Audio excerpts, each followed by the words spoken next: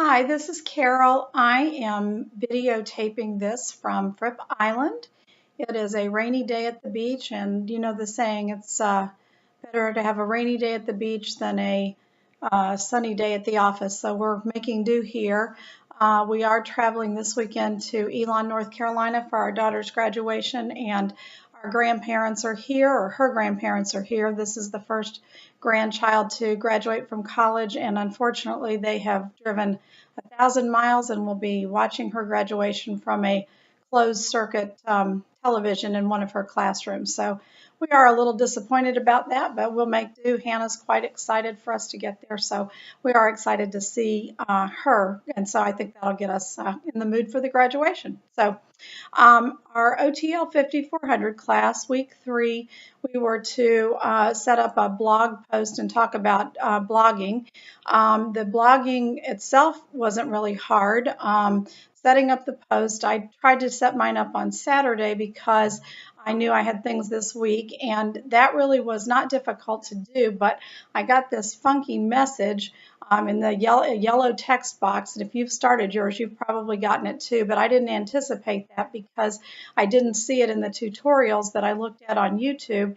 And they were messages that cautioned that the European Union wanted us to let them know about cookies that are being gathered and privacy. And then there was another message about privacy. So I was worried about something that might happen to my computer or that I would be breaking some sort of law. And so that concerned me. And so anyway, I messaged Dr. Langhorst, and he assured me that this was a new setting from Google that was respecting their rule over there about letting users know the cookies that would be gathered by advertisers. And since we weren't using advertising, it wouldn't apply to us. So I forged ahead, and I actually did publish my blog, or I published 2 of my posts, and I have had a problem with understanding a couple of things, and so I actually posted in this discussion forum my link just to see if you can get into it, because as it turns out, I don't really think I understand the terms embed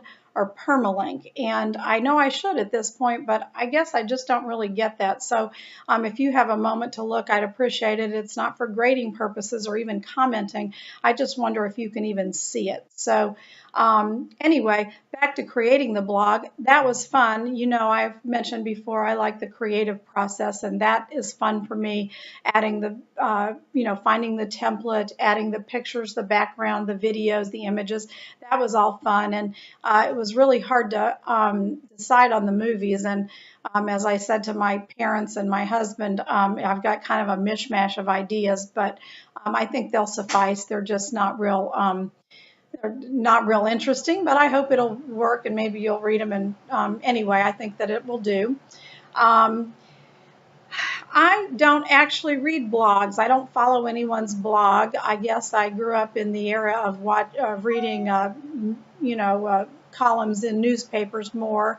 I do follow a couple of blogs that people send to me randomly, but only if they're sent to me or if I happen to catch them on social media.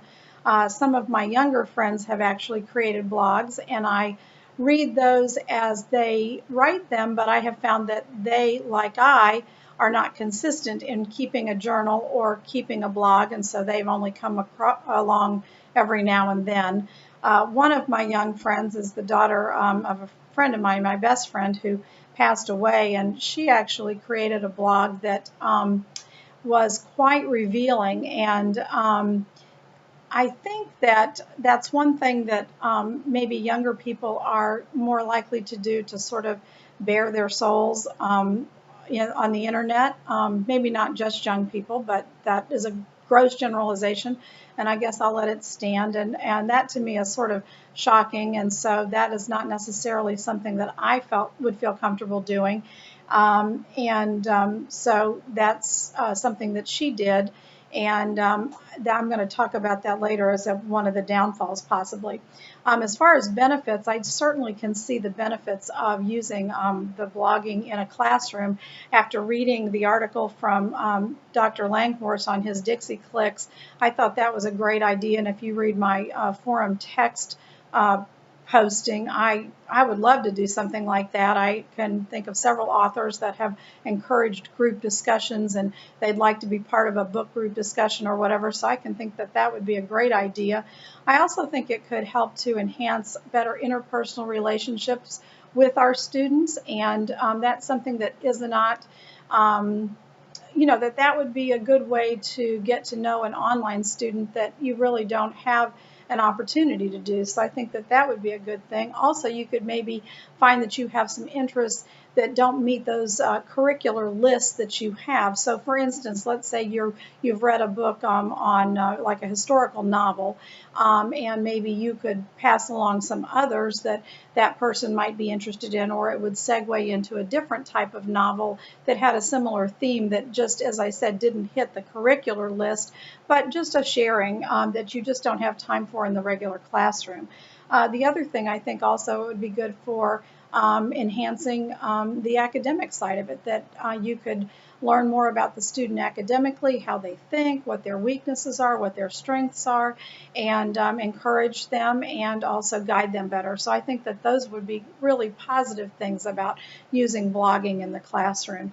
And also the peer evaluation and ways that peers could talk to each other, which brings me to some of the downfalls. I think that as the instructor, you would have to have real strong etiquette guidelines. I think that not only in how they talk to each other or critique each other, just as we talked about having maybe a rubric for peer evaluation in a discussion forum or a presentation, but also in what is allowed to be posted. And I mentioned, like in my text forum, that I think it would be good to delve into some deeper topics, but some of those might be controversial, and also maybe the parameters of what would be allowed to be discussed in an open forum like a blog.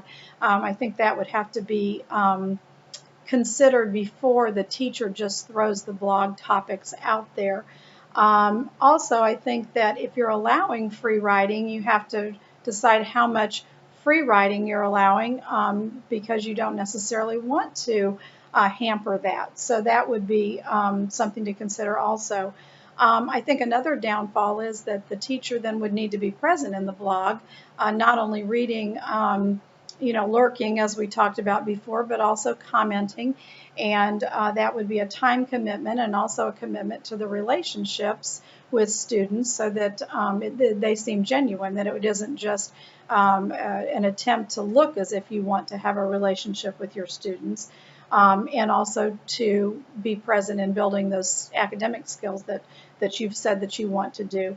The other thing is this an assessment? Are you doing a blog because you want to have this as another form of graded assignment, or is it strictly something that is used as an extra activity? And so all of those would have to be considered. And I think that how students approach the blog would be tempered by how the teacher proposes the blog. If it's a free assignment, then maybe they would do it because they want to do it.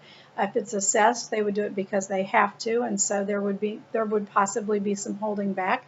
If it's creative, that may speak to one student, and another student might feel really hampered by that because they're not a creative type student. So I think that it's a tool that can be used that will speak to some students and not others. But I think it has definite benefits, and I would definitely try and use it in the classroom based on the articles that we read this week.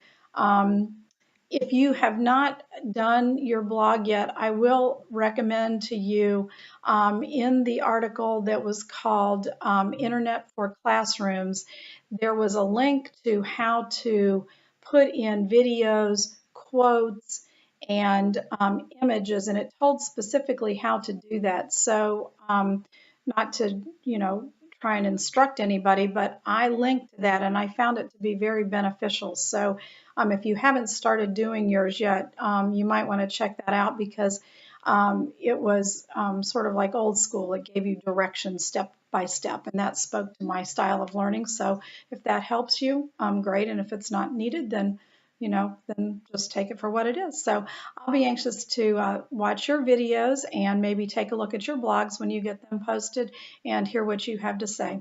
Thanks for listening. See you in the forums.